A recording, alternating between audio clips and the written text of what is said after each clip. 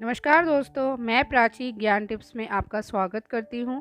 तो आज हम बात करने वाले हैं कार्तिक पूर्णिमा की कथा। कार्तिक पूर्णिमा व्रत कथा, इसके पाठ से भगवान शिव और भगवान विष्णु की मिलेगी असीम कृपा। जो लोग कार्तिक पूर्णिमा का व्रत रखते हैं वो कार्तिक पूर्णिमा व्रत की कथा को जरूर सुने, इससे व्रत हमारा सफल होता है। तो आज इस वीडियो में हम आपको कार्तिक पूर्णिमा की कथा सुनाने जा रहे हैं और जो व्यक्ति हमारे चैनल पे आ गए हैं वो हमारे चैनल को लाइक और सब्सक्राइब ज़रूर करते जाइएगा। कमेंट बॉक्स में जय माँ लक्ष्मी ज़रूर लिखते जाइएगा। माता रानी आपकी हर मनोकामना पूरी करे।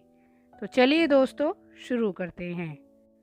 कार्तिक मास में आने वाली पूर्णिमा का विशेष महत्व है।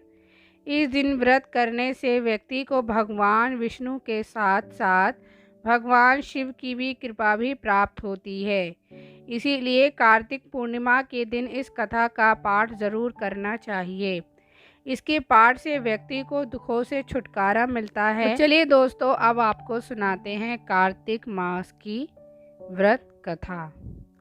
कार्तिक मास की कथा के अनुसार जब भगवान कार्तिकेय ने तारकासुर का वध किया था, उससे क्रोधित होकर तारकासुर के 3 पुत्रों ने देवताओं से बदला लेने का फैसला किया। तीनों अप्सरों के नाम थे तारकाश, कमलाक्ष और विदुनमाली। देवताओं का पराजित करने के लिए पहले तीनों ने तपस्या की और तपस्या के लिए जंगल में चले गए। उन्होंने हजारों वर्ष तक अत्यंत कठोर तप किया। उनके कठोर तप से ब्रह्मा जी प्रसन्न हुए और उनके सामने प्रकट हो गए और ब्रह्मा जी ने तीनों से वरदान मांगने के लिए कहा। तीनों ने कहा कि ब्रह्मा जी, हमने आपको प्रसन्न करने के लिए कठोर तप किया है, आप हमें अमरता का वरदान दें। उनका यह वरदान सुनकर ब्रह्मा जी ने कहा कि मैं आपको अमरता का वरदान नहीं दे सकता, लेकिन तुम इनमें से कोई ऐसी शर्त रख लो जिसके पूर्ण होने पर ही उनकी मृत्यु होगी। वैसा वरदान मैं तुम्हें दे सकता हूँ। ब्रह्मा जी के वचन सुनकर तीनों ने बहुत विचार किया और ब्रह्मा जी से वरदान मांगा, हे प्रभु, आप हमारे लिए 3 तारों पर 3 नगरों का निर्माण करें। वे तीनों तारे अर्थात नगर जब अभिजीत नक्षत्र में एक पंक्ति में आएंगे और उसी समय कोई व्यक्ति अत्यंत शांत अवस्था में हमें मारेगा, तभी हमारी मृत्यु होगी और हमें मारने के लिए उस व्यक्ति को एक ऐसे रण और बाण की आवश्यकता होगी जो बनाना असंभव हो, सिर्फ उससे ही हमारी मृत्यु हो। उनकी इच्छा सुनकर ब्रह्मा जी ने कहा, तथास्तु, आप तीनों की इच्छा के अनुसार ही होगा। तीनों असुरों को मिले वरदान के अनुसार ब्रह्मा जी ने उन्हें तीनों तारों पर 3 नगर निर्माण करने के लिए विश्वकर्मा जी को आज्ञा दी। विश्वकर्मा जी ने तारकक्ष के लिए स्वर्णपुरी, कमलक्ष के लिए रजतपुरी और विदुनमाली के लिए लोहापुरी का निर्माण किया। ब्रह्मा जी से वरदान प्राप्त होने के बाद तीनों असुर बहुत प्रसन्न हो गए। इसके बाद उन्होंने सभी लोकों में आतंक फैलाना शुरू कर दिया। इन तीनों असुरों को एक साथ त्रिपुरासुर कहा जाता था। त्रिपुरासुर जहाँ भी जाते वहीं लोगों और ऋषियों को सताने लगते। उन्होंने देवताओं को भी देवलोक से बाहर निकाल दिया। त्रिपुरासुर के आतंक से ग्रस्त होकर उन्हें हराने के लिए सभी देवता एकत्र हुए। सभी ने अपना सारा बल लगाया, परंतु त्रिपुरासुर को हराने में कामयाब नहीं हो पाए।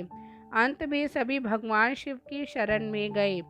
देवताओं ने कैलाश पर्वत पर जाकर शिवजी को पूरा वितरण बताया। तब भगवान शंकर ने कहा कि आप सभी देवता मिलकर प्रयास करें। देवताओं ने कहा कि प्रभु, हम सभी ने मिलकर त्रिपुरासुर का वध करने का प्रयास किया, लेकिन हम कुछ भी नहीं कर पाए। हम आपकी शरण में आए हैं, आप ही हमारी रक्षा कर सकते हैं। तब शिवजी ने कहा कि मैं अपना आधा बल तुम्हें देता हूँ, इस बल की सहायता से प्रयास करके देखो। शिवजी ने अपना आधा बल देवताओं को दिया, लेकिन देवता शिवजी का आधा बल सहन नहीं कर पाए। फिर भगवान शिव ने स्वयं ही त्रिपुरासुर का संहार करने का संकल्प लिया। वरदान के अनुसार अब त्रिपुरासुर का वध करने के लिए रथ और धनुष बाण सिद्ध करना आवश्यक था। भगवान शिव ने पृथ्वी को ही उनका रथ बनाया, सूर्य और चंद्रमा को उस रथ के पहिए बनाए, सृष्टा सारथी बने भगवान विष्णु, बाण बने मेरु पर्वत धनुष और वासुकी बनी उस धनुष की डोर। सभी देवताओं ने अपने बल से वह रथ संभाल लिया। इस प्रकार संभव असंभव रथ बनकर सिद्ध हुआ। लेकिन जैसे ही भगवान शिवजी उस रथ पर सवार हुए, उनकी शक्ति के कारण वह रथ डगमगाने लगा। तभी विष्णु भगवान वृषभ बनकर उस रथ में जुड़े। घोड़े और वृषभ की पीठ पर सवार होकर महादेव ने उस असुर नगरों को देखा। अपने धनुष पर बाण रख उन्होंने पशुपत अस्त्र का साधन किया और तीनों तारों को एक पंक्ति में आने का आदेश दिया। अभिजीत नक्षत्र में तीनों नगर एक पंक्ति में आते ही भगवान शिवजी ने अपने बाण से तीनों नगरों को जलाकर भस्म कर दिया। इसमें तीनों असुरों का भी अंत हो गया। इस दिन तीनों असुरों का वध हुआ। उस दिन कार्तिक पूर्णिमा थी। तभी से भगवान शिवजी त्रिपुरांतक बन गए। त्रिपुरांतक का अर्थ है तीनों पुरों का अर्थात नगरों का अंत करने वाले। भगवान विष्णु ने ही भगवान शिव को यह नाम दिया था। तो दोस्तों, आज हमने आपको सुनाई कार्तिक पूर्णिमा व्रत की कथा।